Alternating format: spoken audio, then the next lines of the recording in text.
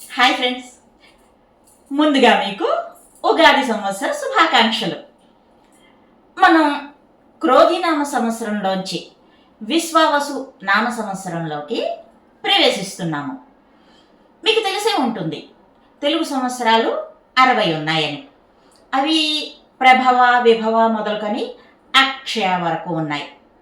ఈ వరుసలో 39వ సంవత్సరం పేరు విశ్వావసు. ఈ సంవత్సరాలకు సంబంధించి ఒక పురాణ కథనం ఉంది. బ్రహ్మమానసపుత్రుడు నారద మహాముని, ఈయన విష్ణుమాయచే సౌభాగ్య సుందరి అనే ఒక స్త్రీగా మారాడు.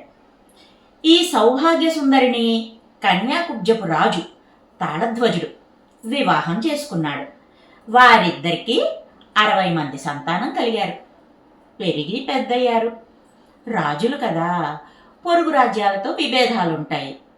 ఒకసారి ఒక యుద్ధం జరిగింది పొరుగు రాజుతో.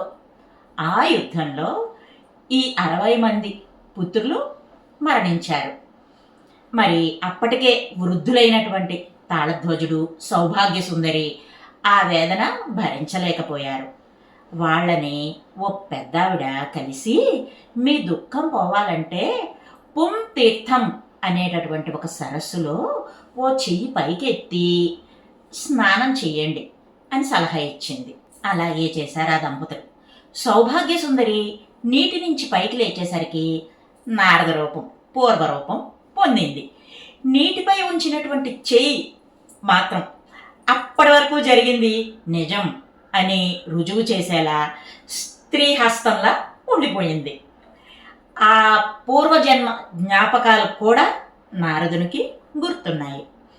తలెత్తి చూసేసరికి విష్ణుమూర్తి చిద్విలాసంగా నవ్వుతూ కనిపించాడు. తాళధ్వజుడు మాయమైపోయాడు.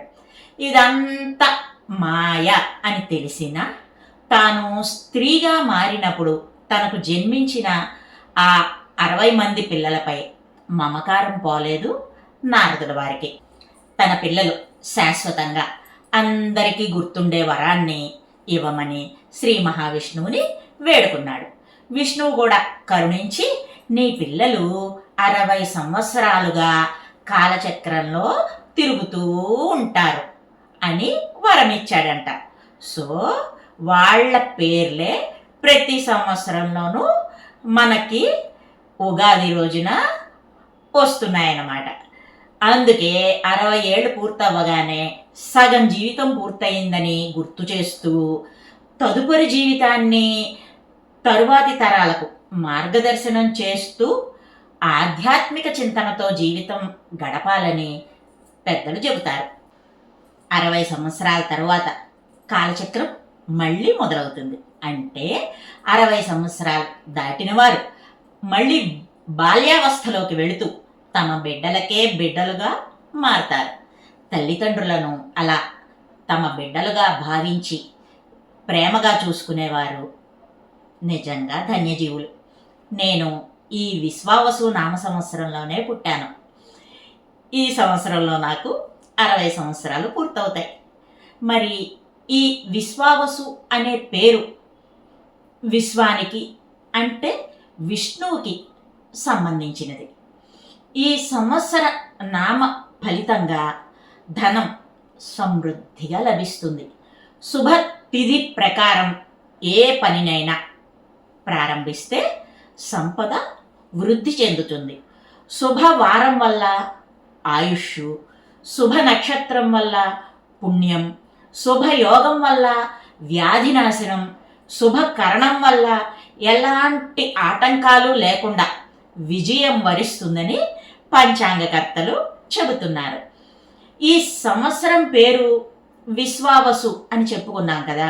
మరి ఈ విశ్వావసు ఎవరు అన్నది, ఆ పేరు వెనుక ఉన్నటువంటి మరో కథ కూడా ఇప్పుడు చెప్పుకుందాం. ఈ విశ్వావసు ఒక గంధర్వుడు. గంధర్వులు మంచి గాయకులు, నృత్యకారులు, ఇంకా సంగీతజ్ఞుడు. వీరు చాలా అందమైన వారు. అప్సరసలతో కలిసి జీవిస్తూ ఉంటారు. వేదాలు చెబుతున్నటువంటి దాని ప్రకారం ఇంచుమించుగా 6000 మంది గంధర్వులు ఉన్నారంట. వారిలో ఒకరు ఈ విశ్వావసు. ఈయన తపస్సు చేసి బ్రహ్మవరం చేత అమరత్వాన్ని పొందాడు. చావు లేదు అని తెలిసాక అహంకారం ప్రవేశించింది విశ్వావసుకి. దాంతో ఇంద్రుడిపై దాడి చేశాడు. ఇంద్రుడు కోపించాడు. వజ్రాయుధంతో విశ్వావసు తలని, చేతులని, కాళ్ళని, తొడల భాగం వరకు శరీరం లోపలికి నొక్కేశాడు. అప్పుడు వికృత రాక్షస రూపాన్ని పొందాడు విశ్వావసు. అప్పటికి కానీ తెలిసి రాలేదు తను చేసిన తప్పేంటో. అమరత్వం వరంగా పొందిన తనకు ఆహారం తీసుకునే మార్గం ఇవ్వమని, ఇంకా శాప విమోచనం చెప్పమని ఇంద్రుని సవినయంగా ప్రార్థన చేశాడు. దాంతో ఇంద్రుడు కూడా క్షమించి అతనికి ఒక 2 పొడవాటి చేతులు, ఆ పొట్టలోనే ఒక నోరు, ఇంకా ఒక కన్ను ఆ మొండానికి అమర్చాడు. అలా విశ్వావసు కబంధుడిగా మారాడు. శాప విముక్తి పొందాలంటే రాముడు రావాలని చెప్పాడు ఇంద్రుడు. వేచి చూస్తున్నాడు కబంధుడు. ఇంతలో సీతను వెతుకుతూ వస్తున్న రామలక్ష్మణులు కనిపించారు. వాళ్ళని చేతులతో పట్టి మింగబోయాడు. దాంతో రామలక్ష్మణులు వాని 2 చేతుల్ని నరికివేశారు. అప్పుడు వాళ్ళు రామలక్ష్మణులు అని గ్రహించి తనకు అంత్యక్రియలు నిర్వహించమని, చితికి నిప్పు పెట్టి దహనం చేయమని వేడుకున్నాడు. రాముడు అలా చేయగానే కబంధుని రాక్షస వికృత రూపం ఆ అగ్నిలో దహింపబడింది. విశ్వావసు గంధర్వ రూపాన్ని పొందాడు. సీతను వెదికే రామలక్ష్మణులకు ఋష్యముఖ పర్వతం చేరే మార్గాన్ని అతను చూపించాడు. శుభం జరుగుతుందని పలికి తన గంధర్వలోకానికి చేరుకున్నాడు. ఇక ఉగాది గురించి కొద్దిగా తెలుసుకుందాం. చైత్రమాసం శుక్లపక్షంలో సూర్యోదయ వేళకు పాడ్యమి తిథి ఉన్న రోజుని ఉగాదిగా నిర్ణయిస్తారు. ఉగస్య ఆదిహి ఉగాదిహి. ఉగ అంటే నక్షత్ర గమనం ప్రారంభమైన రోజు. ప్రళయకాలం ముగిసిన తర్వాత వేదాలను సోమకుడు అనేటటువంటి రాక్షసుడు దొంగిలించాడు. ప్రతి వాళ్ళకి ఇదే ఉద్యోగం, విద్యను దొంగిలించడం.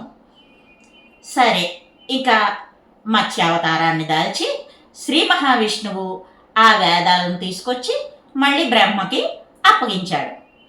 చైత్ర శుక్ల పాడ్యమి నాడు ఈ విశాల విశ్వాన్ని బ్రహ్మదేవుడు తిరిగి సృష్టించాడు.